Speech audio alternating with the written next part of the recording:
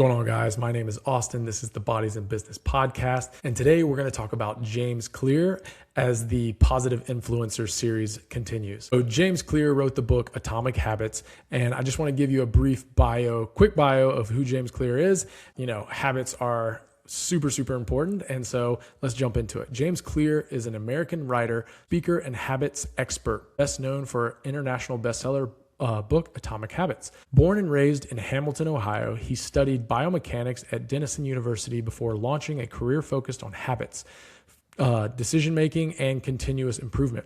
Clear's book has sold over 25 million copies worldwide.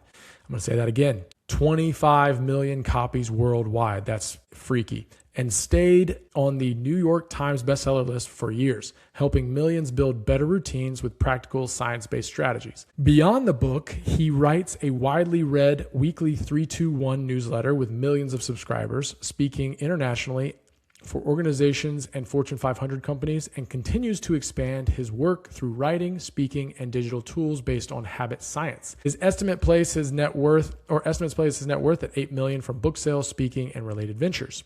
He still works and lives in Columbus, Ohio, and continues to write, speak, and develop resources that help people apply habit principles for everyday life and work. One of the most admirable things about James Clear is 8 years later since he wrote his book. He wrote his book in it was published in 2018. He still lives and teaches the same timeless principles he laid out in Atomic Habits. It's just incredible. I just listened to his most recent podcast he did with Mel Robbins. I hope I'm getting that right.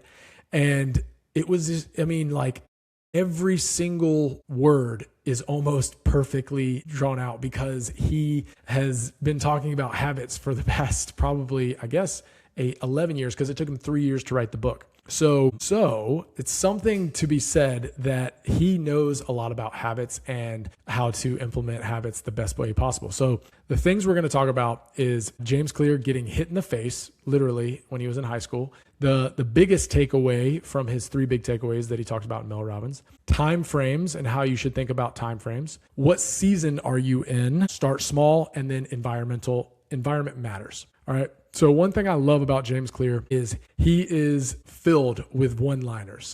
And I love it because he's basically condensed so much information into one sentence or one line that you're just like, that makes incredible amounts of sense. And so that's what I love about it, is like you can stick to these one-liners, and hopefully you get a couple of these one-liners from what I'm about to tell you, but also go get the book Atomic Habits and read it or listen to it and learn from it, because there are so many little nuggets of gold in there that you can learn from. So let's talk about getting hit in the face. So James Clear, and this is where I think things kind of started for him, and I learned this in the podcast, that he got hit in the face with a baseball bat in high school. He played baseball, got hit in the face with a baseball bat at practice, shattered his nose and both eye sockets, broke the bone behind his nose deep into his skull, and he was airlifted to the hospital and put into a medically induced coma overnight.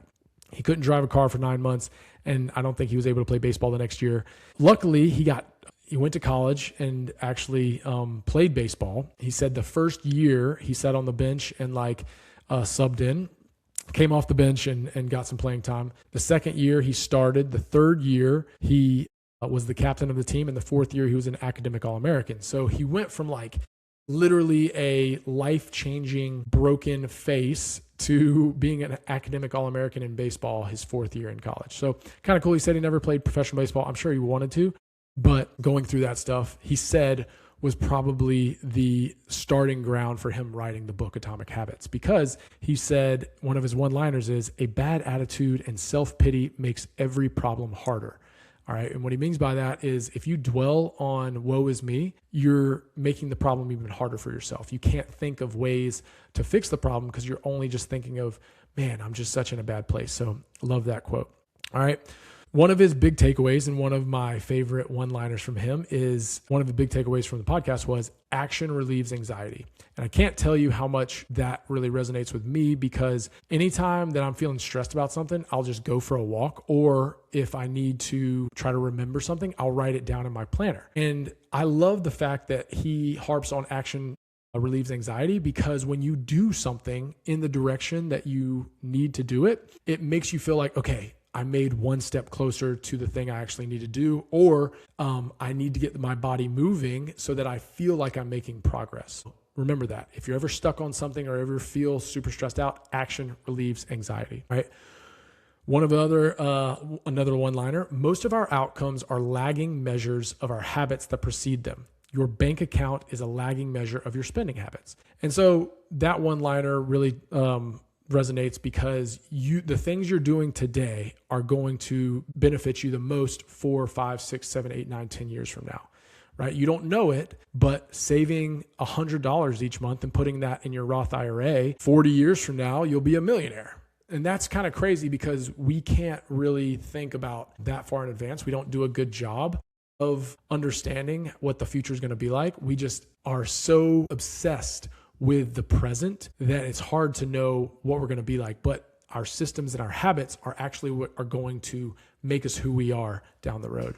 All right. I wrote down, focus on the situations in life that are in your control and fix the inputs, and the outputs will fix themselves. So this goes to, I just did a short podcast about being in control really gets rid of anxiety, and knowing what you have in control over and really focusing on that is super helpful. So now we're going to talk about time frames, because I think this was a big portion of the podcast that really resonated with me. He says the most important time frames in life are 10 years and 1 hour. What do you really care about in life? That's the 10-year thing. That's the 10-year time frame.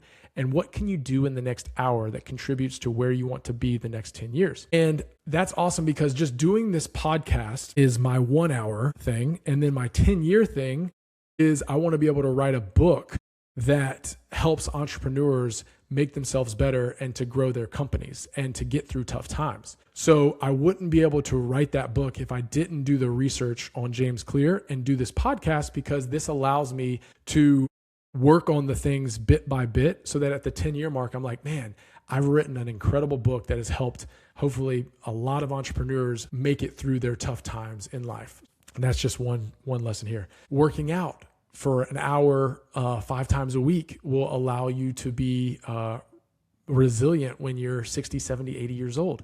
And even, for 10 years from now, when you need to be in better shape in order to do what you need to do. So that's time frames. I really, really like that. And James Clear said, talking about time frames, he said, if you work on anything consistently for 2 years, you're almost guaranteed to be in the top 1 to 5% of population.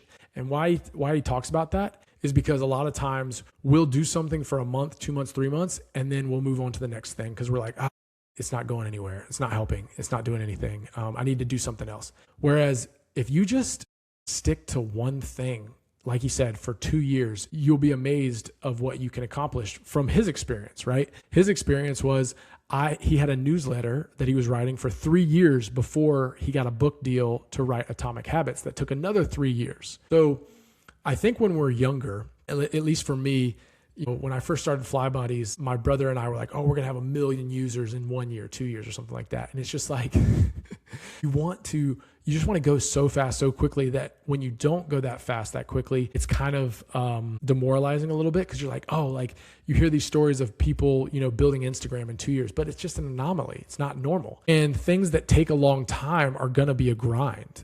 And making these podcast videos every week is my thing that's going to help me build my book over the 10-year time frame, and hopefully just a year. But if I want to keep doing this over the next 10 years, because I know business is going to be around for the next 10 years, then it's going to be great, because these little inch stones that I'm having for myself, having a new topic every week, having a new positive influencer every week has been super beneficial for me to do. And I think this is the 5th one, maybe 4th one. I don't know. We're in it though. We're in it. It's fun. I find it very, very fun. So I'm hoping after the first year, 2 years, I'm like one of the best people to talk, or I hope I'm like one of the best people to get information from when it comes to entrepreneurship or just fighting through tough times in life and knowing your why and working hard and being able to put a positive message out there. So that's time frames. Have a long time frame, but work hard in the moment. All right. What season are you in? This is very important for me right now, because what he means by that is habits that used to serve you well don't serve you well anymore sometimes. All right. So what I'll say about that is, like, I had a workout routine from like when I was 20 years old to, we'll say 35 years old, that I loved. I would lift heavy, I would power clean, I would squat, I would bench press, all these things. And then all of a sudden my knees started to hurt a little bit. And I went and got an x-ray and they said, well, your meniscus are starting to shrink. You're in the early stages of not osteoporosis, but arthritis. You're in the early stages of arthritis. And I was like, are you kidding me? Like, I'm 37 years old. This can't be. So I've had to pivot a different type of workouts. I'm in a different season of life where now I'm trying to preserve the things I have in life, my brain, my body, my knees. And so it's cool to think like, or it sucks, but it's also good to understand what served you well 5, 10, 15 years ago may not serve you well now. Like I, 10 years ago, never watched episodes of like shows and stuff because I was like, it's a waste of time. Like, why do I do that? And I would never spend a lot of time with my significant other or my girlfriend or people because I was like, oh, I'm training really hard.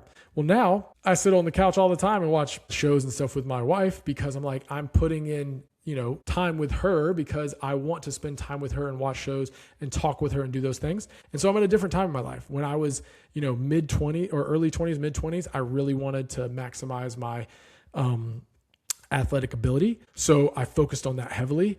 And, hopefully in the next few years, maybe I have a child. And so I'll have to be in a different season as well. So everyone's in different seasons, and don't think you're going to be able to do the same thing you're doing now. You are going to be doing a year or 2 years from now. Now you will be doing some things the same, but that doesn't mean you have to be the complete same in order to succeed. And that's what he really wants to push home, because he said the first 3 years that he was out of college, he wrote 2 articles a day. And then he got assigned a book deal. And then for the next 3 years, he worked on Atomic Habits. And now for the past 5 years, he said he's been working on a newsletter that he writes once a week. So that's something to just be aware of. Your, habits a lot of times will rhyme, but they won't always be the exact same. Start small.